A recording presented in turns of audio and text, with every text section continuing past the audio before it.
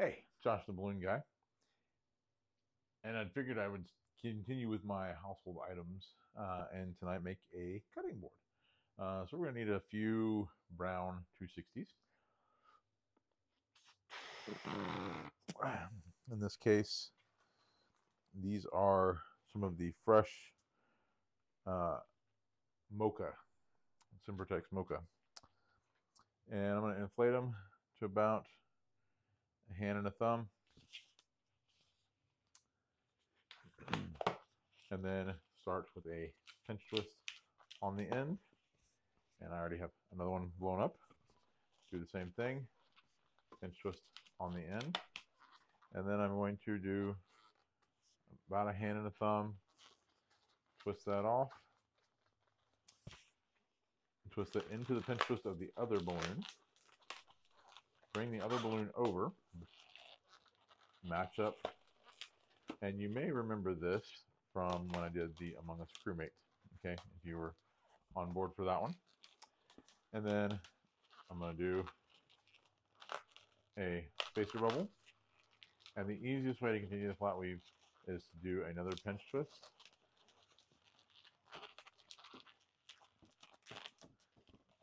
So, spacer bubble, pinch twist, and then we just keep going back and forth, alternating balloons. And there's nothing fancy about this cutting board. Right? This is a representation of what a lot of us have in our kitchen. If you've got a little wooden cutting board, maybe yours is plastic, you know. If you want to do a plastic cutting board, you can do that of a different color. I know I've got uh, a big wooden cutting board that we got from IKEA years ago. And then we've got some small white plastic cutting boards. At one point in time, we had a set of three that actually were supposed to be for specific things like meat, veggies. Um, I don't know what the third one was, but uh, those were different color plastics. So again, this could be whatever color you want it to be. I just happen to have this bag of mocha that was not in my bag. So rather than unpacking something that was in my bag, because I do that a lot, I felt like I would use these. And here I get to the end of these two balloons, and almost exactly to the end of the one. All right, I'll go ahead and tie that off. Now I could tie in right here and continue, but I think that'll be a good little cutting board.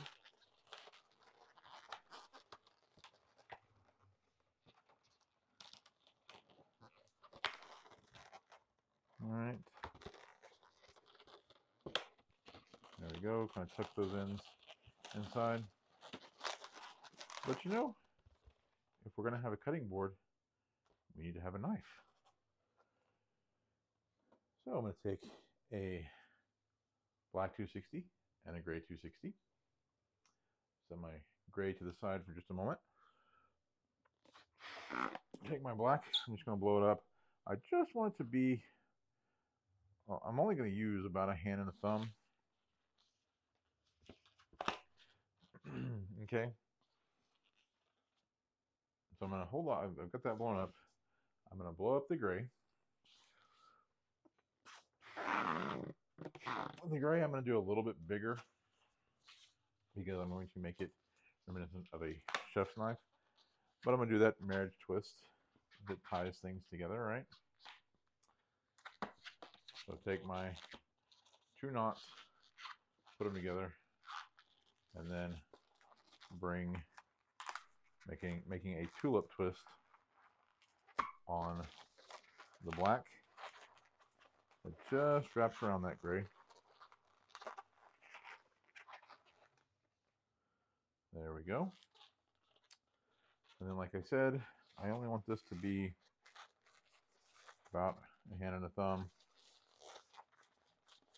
I'm going to go ahead and tie that off, tear it off and tie it off.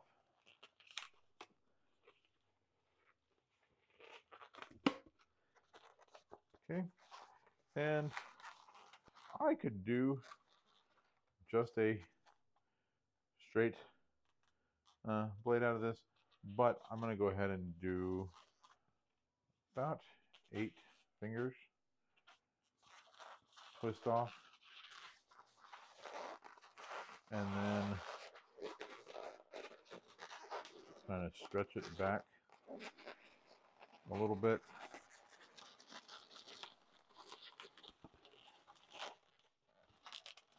So I bring it into that marriage twist and reposition it a little bit. All right, almost make it a little reminiscent of like a chef's knife.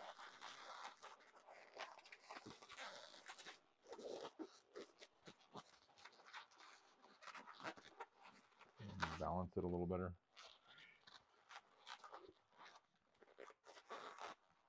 There we go. So I've got my marriage twist and got it kind of curved so we have our cutting board, we have our knife, and we need some things to cut up with it, right? Might be a nice little chicken cutlet, right?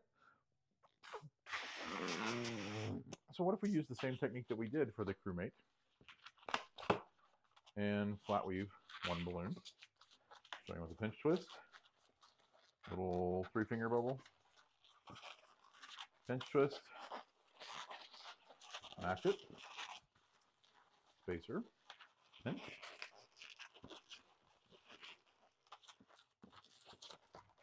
and the way that we do this is we don't finish off this side until we get down a couple of layers. Okay, so we keep stacking on one side, not stacking on the other side. I think 3 layers is probably good. And then just like the crewmate, we're going to bring up and around to finish off that top. This time I don't really leave any space. And then I do my spacer bubbles and come back down the other side.